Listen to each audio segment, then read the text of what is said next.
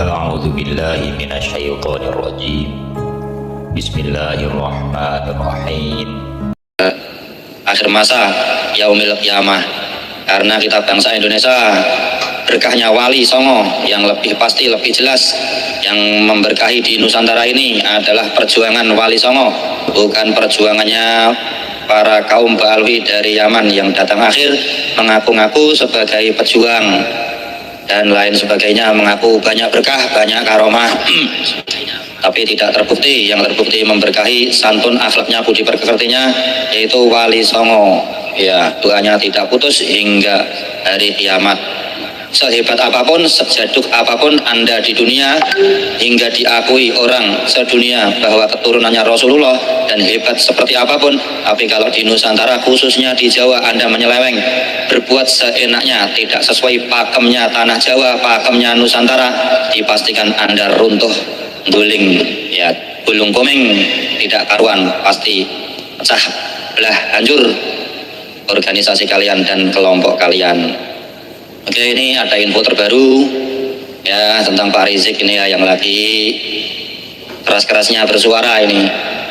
Ini dari Mukibinnya sendiri juga ya, ini sekarang banyak yang bersuara, tidak hanya dari kalangan santri, kalangan muslim, semuanya yang tadinya Mukibin sedikit demi sedikit akhirnya sadar, sedikit pelan tapi pasti ya, dukungan Kiai Imaduddin ini. Kalau akhirnya dikhianati, dicidrai seenaknya, akhirnya yes, tidak terkontrol, mereka itu lupa diri, tak tahu diri, tidak memikir nanti akibatnya seperti ini, tidak memikir 1000 langkah bagaimana langkah yang akan saya lakukan ini kalau nanti membawa akibatnya baik buruknya, madharat dan sebagainya, enggak memikirkan. Kalau ini nanti kepalsuan, kebohonganku, konangan, enggak memikirkan. Yes, akhirnya Allah alam, misbangga tetap dibongkar karena oleh Allah itu ya. Mereka semua itu perjuangan, dana-dananya juga dari NU, dari Mukibin, dari donatur-donaturnya semua dari NU, dari orang.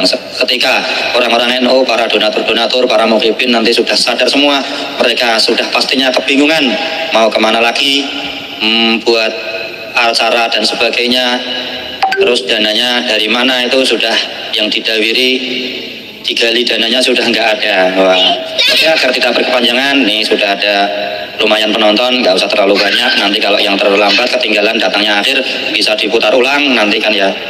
Jadi jejak digital di YouTube terekam, bisa diputar ulang lagi. Mari kita simak bersama dan nanti kita komentari, kita cermati bersama-sama. Gak usah saya terangkan dulu, nanti kalau saya terangkan mukadimah terlalu berkepanjangan, nanti ada yang komentar terlalu kepanjangan ceramahnya, mukadimahnya, langsung saja ke inti. Oke, ini saya ngomong begini tidak hanya berdasarkan ngawur saja, tidak hanya ceramah saja, tapi ada bukti-bukti, ada data-data, ada yang bersuara. Makanya saya saling berbagi ya, saling berbagi ilmu, saling berbagi informasi, berbagi itu indah. Oke, dimulai. Bismillah. Nah, sekarang ini untuk Mukibin, coba ini perhatikan ya. Ketika ada orang luar numpang tempat yang katanya mau berdoa bersama kepada leluhur-leluhur masyarakat Banten, namun kemudian orang ini justru mencaci maki, memprovokasi masyarakat di situ.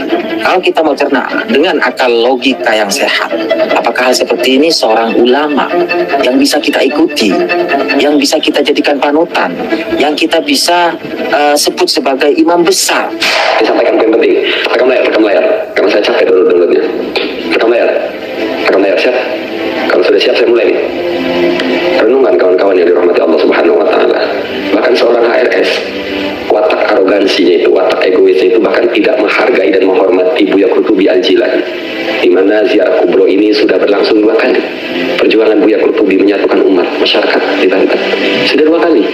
Tidak pernah ada kisruh gejolak apapun. Ketika itu yang mimpin mutlak Buya Qurtubi Al-Jilani.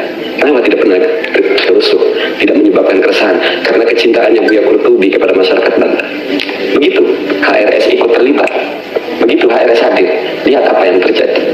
Seandainya HRS itu sedikit saja sayang umat dalam konteks kemarin ya, atau menjaga perasaan Buya Qurtubi dan Abah Fathul Hadi, maka orang situ tidak mesti ada. Kalaulah, artinya nih, kalau begini apa dampaknya ke Buya Qurtubi? Sedikit saja alasan itu. Tidak berorasi sok jagoan di Banten HRS. Tapi HRS kan HRS. Memikirkan perasaan orang itu di nomor sekian kan ketimbang menahan egonya. yang kemarin itu tanpa orasi, luar biasa acara kemarin, acara ziarah kubro itu menjadi acara yang luar biasa. Tapi HRS kali pertama aja sudah menodai itu.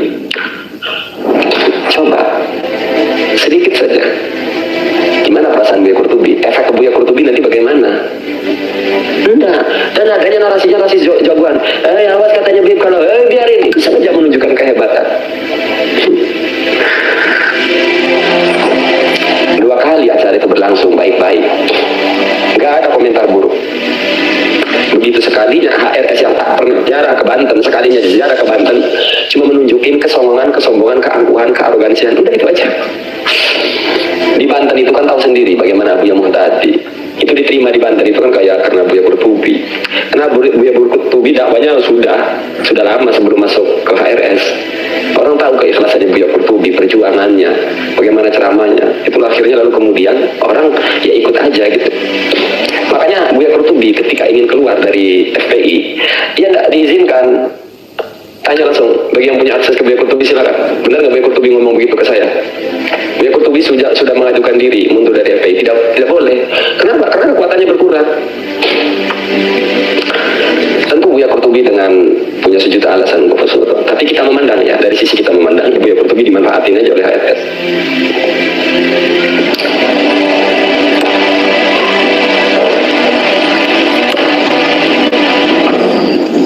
Buya Qurtubi meminta HRS untuk menasihati Bahar bin Smith, lalu dilakukan. Tapi setelah itu muncul lagi video-video romantisme antara Bahar bin Smith dengan Habib Rizik Syihab. Ye Bahar, panggil saja Ye Bahar jangan Habib ya. Panggil saja Ye Bahar. Pan Bahar. Kalau Habib Rizik ya masih saya sebut Habib lah. Lalu diikuti.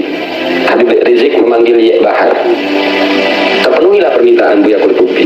Ya karena memang yang perlu dijaga itu cuma perasaan Buya Qurtubi oleh HRS. Soalnya nggak peduli perasaan yang lain, Buya Qurtubi HRS. Itulah yang terjadi. Saya melihatnya dari situ. Jangan keluar dari FPI. Ya karena Buya Qurtubi itu perannya biasa. 300 juta per bulan Buya Qurtubi itu infak untuk perjuangan, untuk umat melalui gerakan FPI. Ingat saya nggak menyebut untuk FPI. 300 juta lebih Buya Qurtubi keluar dana per bulan untuk umat, untuk perjuangan melalui FPI. Berarti itu ya luar biasa ya dananya ya. Makanya kan Habib itu yang dipergauli, itu yang dijadikan pergaulan teman-temannya itu kan orang yang kaya-kaya itu. Kalau gali dana enak untuk perjuangan. Makanya coba kalau orang NU-nya sadar Buya Qurtubinya keluar dari FPI, tidak ada dukungan dari mereka-mereka yang berdonatur itu, sudah kalang kabut, kehilangan donasinya, kehilangan dawir-dawirnya, akhirnya ya kebingungan juga. Itu akhirnya bersuara satu demi satu. Ini datanya dari ini ya, saya nggak asal ngawur, ini dari yang bisa dipertanggungan jawaban, ini dari Kang Mahesa ini. Ini Kang Mahesa ini dulu kan ya juga bersuara mendukung Mbak Alwi juga itu ya. Ini yang diinfokan oleh kawan-kawan Laskar Sabilillah bahwasanya Kang Mahesa ini dijanjikan akan dibuatkan pondok pesantren oleh Mbak Alwi. Kalau bisa menyuarakan mendukung Mbak Alwi akan dibuatkan pesantren, itu yang sekelasnya Kang Mahesa ini, apalagi yang kelasnya Rumel dan kelasnya yang lain-lain ya. Jadi ini bisa di cross check juga ke Buya Qurtubi. Kalau Anda tahu punya akses ke Buya Qurtubi silakan. Ini kan yang dari kesaksiannya Buya Qurtubi juga dan dari Kang Mahesa ini. Akhirnya semuanya bersuara, dari yang mukibin-mukibinnya, dari preman-preman yang dulu teman mabuknya juga ada yang bersuara.